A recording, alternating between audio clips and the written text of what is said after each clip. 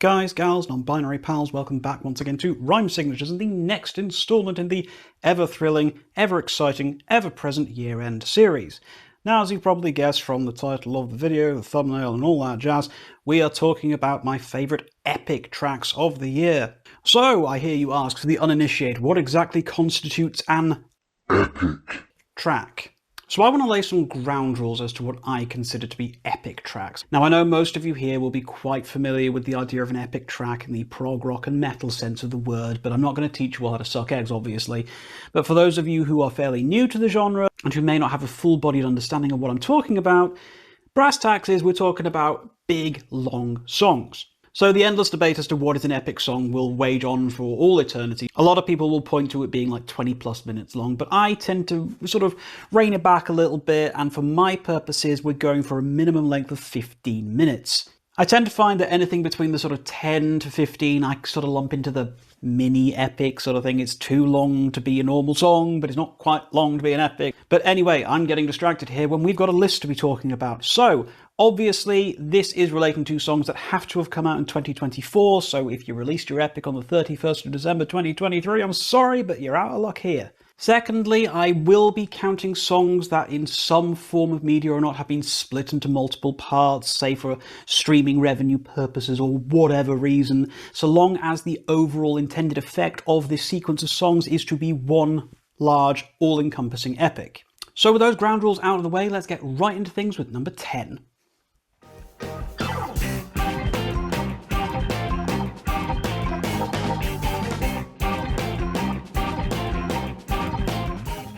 It's time for Beardfish, and we're going with Out in the Open. Yeah, I am a big fan of this record, a big fan of this band as well, actually. And whilst I don't feel that this is the strongest Beardfish album that's ever been released, obviously, it's still been a great return to form, a great comeback for the band. Not many bands go away for that long and come back as strong as this. And I do feel that the epic on this is absolutely the defining piece. It really captures the essence of the return, it really showcases what the band have been working on in their absence, and it's such a glorious thing to listen to. This comes under the banner of one of those ones that was split into multiple parts. I don't know why bands do this, I'm sure there's a label-mandated reason for it. Doesn't matter, on the physical release it all comes as one anyway, so who cares? But this one comes in at about 20 minutes and 32 seconds long, and it does a great job of effectively summarising the career of the band up until this point. It's bold, it's majestic, it's friendly and warming. It's a beautiful song and a fantastic album.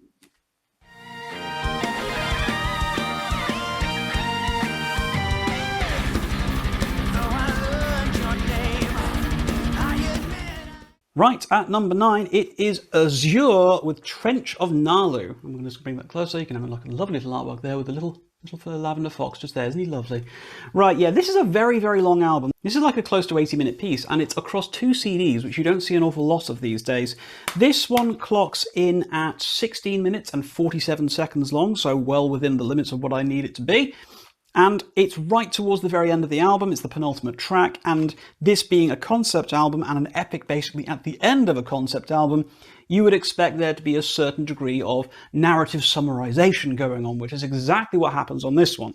Taken independently of the album, I don't feel this one works as strongly as some of the others do on this list, but for what it does within the scope of the record and how well it addresses the remaining narrative questions that were raised by the story of the album is absolutely brilliant. Musicianship is top-notch, compositionally this is fantastic, and it is a great way to finish out an album.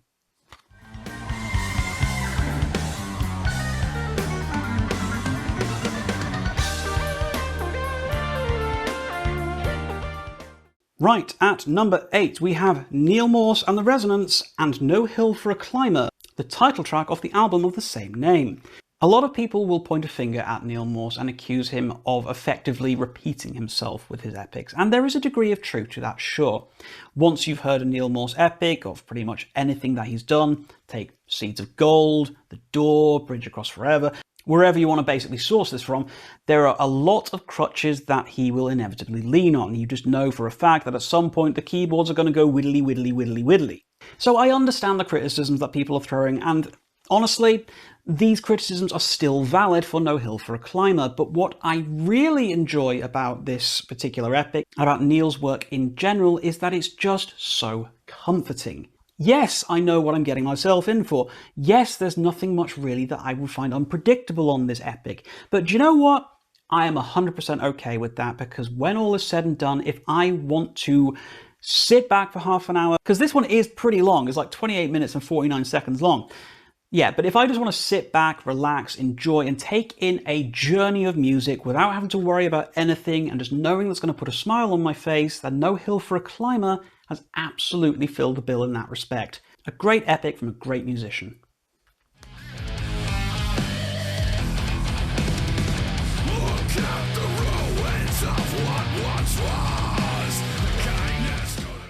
Okay, at number 7, it's Ghosts by Aeons.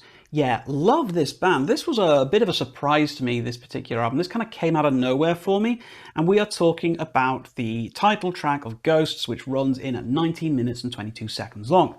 Quite a straightforward album as far as progressive metal goes. You know, there's not a lot of divergence going on here, not a lot of weird segues into alternative style musicality or anything like that. What you hear is what you get with this one, and that is some really solid, balls to the wall metal. I don't think I've been this enamored with a straightforward progressive metal band for quite some time. I really enjoy what the band have done here, and the epic towards the end of the album is absolutely fantastic. It is tight, the musicianship, it just flows beautifully. There's so many addictive riffs, so many cool little moments and melodies that go on this epic. It's just a whole heap of fun.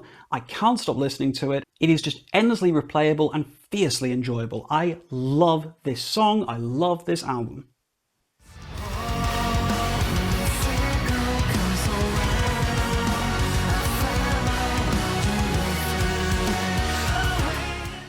Okay, at number 6, it is Almo and the title track and ending song of Reconciliation. Coming in at a beefy 20 minutes and 29 seconds long, I recently re-listened to this one on the lead up to doing this video, and I loved this when I first heard it, but I loved it even more when I listened to it again after like a 3 or 4 month absence of not listening to it. So this one has actually been bumped up the list quite a bit from when I initially made the top 10. In the absence of any new material from bands like Haken this year, Almo has most assuredly stepped up to the plate. Some would say, almost to a detriment, there is a certain degree of musical inspiration, shall we say, insofar as that this does sound very much like the source of its influences. Honestly, I'm kind of fine with this, because the end result is an infuriatingly catchy, incredibly tight, well-performed, well-produced little mini masterpiece. I think this is just one of the most perfect examples of modern progressive metal. Everything fits, everything feels right, everything flows brilliantly, and it is such a treat to listen to. If you're looking for something that really subscribes to the whole Dream Theater aesthetic in the modern age, then absolutely get your ears around this. It's friggin' fantastic.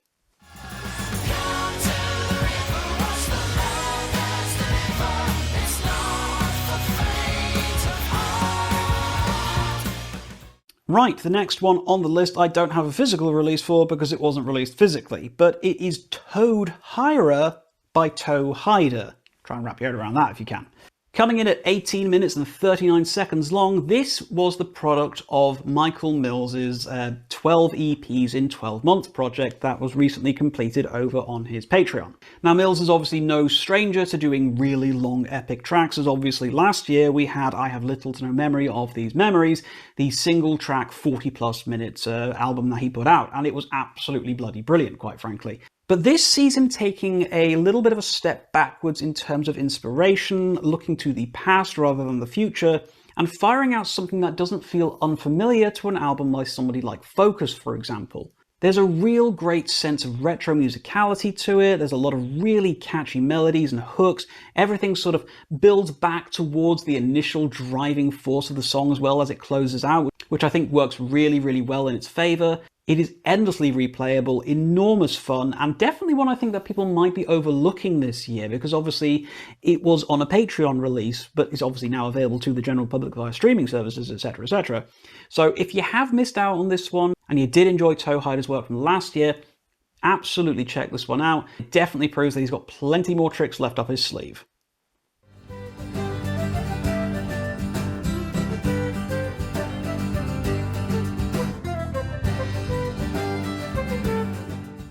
Okay, and coming in at number 4, we have Artemis by Versa. Now again, Versa, not a band who are averse, to long songs. Now obviously when A Voyager Destination Part 1 came out, it was bookended by two epics, both of which met the criteria for this list and could very well have easily featured on this list had they been released in the year of our Lord 2024. However, we are blessed and fortunate enough that on A Voyager Destination Part 2 we have been treated to Artemis. Coming in at 17 minutes and 31 seconds long, it's not quite the same level of beefiness that we had on the first album, especially when you consider the fact that Voyage, the closing epic off of that album, clocked in at nearly 27 minutes long. So this is like basically 10 minutes shorter.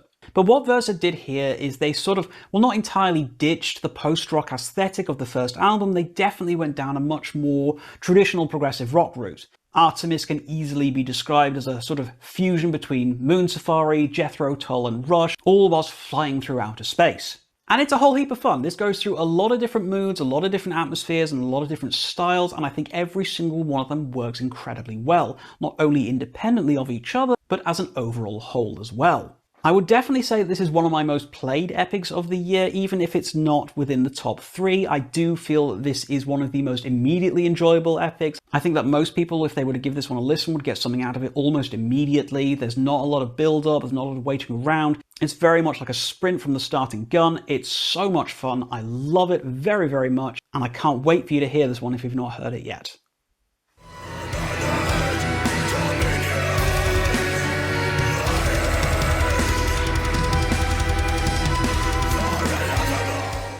Okay, we're getting into the big three now. Now, all three of these are a little bit on the darker, heavier, and scarier side. And number 3, we've got Trawling the Depths by Orgone off the album Pleroma. This is a really, really strange one. I went into quite a bit of detail on my full review about this album as to how unusual it is. It fuses these scary black metal passages with weird French lounge jazz to make for something that feels so unique and so weird. Even to me, who listens to basically hundreds of albums every single year, this one still stands out as one of the most interesting and unique. And this epic towards the end of the album is no exception to this sound. If anything, I would say this encapsulates perfectly the mission statement of Orgone. It's threatening, it's creepy, it's seductive, it's really just plain unusual. It will be very easy to levy criticisms at it, that it's not catchy enough, there's not enough memorable melodies on it, but I think to do so would be kind of missing the point of what exactly it is this album and this track is trying to achieve.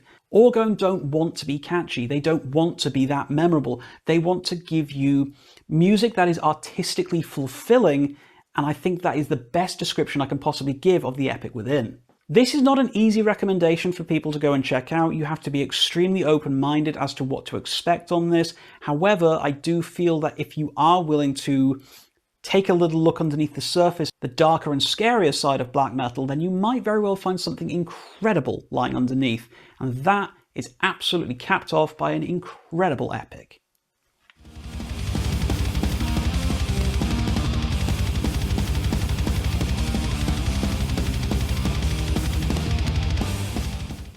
Okay, number 2, we've got Blood Incantation, and we're going with side 2, The Message, off of their new album Absolute Elsewhere. This is basically just an album of 2 20+ minute epics.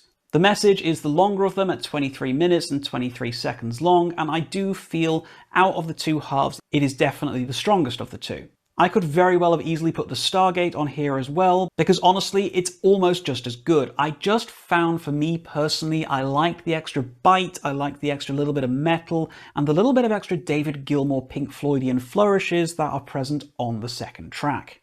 However you want to look at it though, and whichever of the two songs you prefer on this album, let's be real, there's no bad choices here. Both are incredible, both manage to completely supplant expectations of the death metal genre, and both are absolute genius levels of songwriting, musicianship, and compositional skill.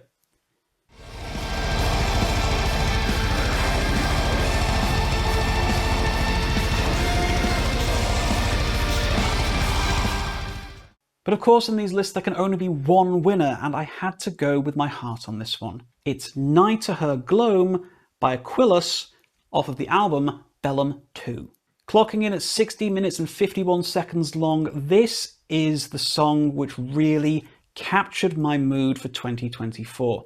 There has been very little else that's come out this year which has struck me quite so hard as Night to Her Gloam did. The entire record is fantastic, don't get me wrong. Everything on it is absolutely fantastic. And I could have easily chosen my Frost-Laden Veil for this particular entry, but again I had to choose one of the two epics that's on this album as my #1 spot. I went with Night to Her Gloam just for the simple fact that when I was sitting down to make this list and I was listening back to every single one of these epics just to make sure I had it right in my head where I wanted to position them, only Night to Her Gloam was the one that would consistently set me off with goosebumps. And I'm not just talking about, ooh, that's a nice song. I'm talking about holding my breath, feeling every single note as it happened, and just letting the experience wash over me and take me away from the world. That is what I feel through this epic. That is what I feel through this album. Night to Her Gloam is a quasi-religious experience for me. It is the altar at which I worship the atmospheric black metal that Aquilus has brought onto the world. This is a stunning, immaculate, incredible work of art. I will never be able to find the right words to describe how this song makes me feel. This is a song which will last for the ages. This is the epitome of cinematic atmospheric black metal. I think even if you aren't into this genre, even if you abhor black metal with a deep and fiery passion, I would definitely still recommend you try this one out. The sheer breadth of the cinematic scope and scale to be found within is unlike anything else that's come out this year. This is a breathtaking, remarkable, incredibly original piece of music, and I implore you, please check this one out if you haven't. Please listen to the whole record. It will take you to places you have never felt music take you before. And so, yeah, there we have it. That is my picks for the 10 best epics of 2024. Yes, I know there's still plenty of epics out there which I either haven't heard yet or I haven't heard enough yet. And I was considering an honourable mentions list, but honestly, I've got far too much work to be doing with the year-end list as it is already. I don't need to be adding any more onto my plate. So with that being said, I would love to know what your favourite epics of the year were. Please let me know by commenting down below. If you did watch this far, thank you so very much indeed for watching. Please do drop me a thumbs up if you enjoyed the video, and please do consider subscribing if you've been enjoying my content so far. We've got plenty more videos coming for the year-end list season, guys, so do keep an eye on the channel to see what's coming next. But until next time, guys, as always, keep your rhyme signatures pretty odd.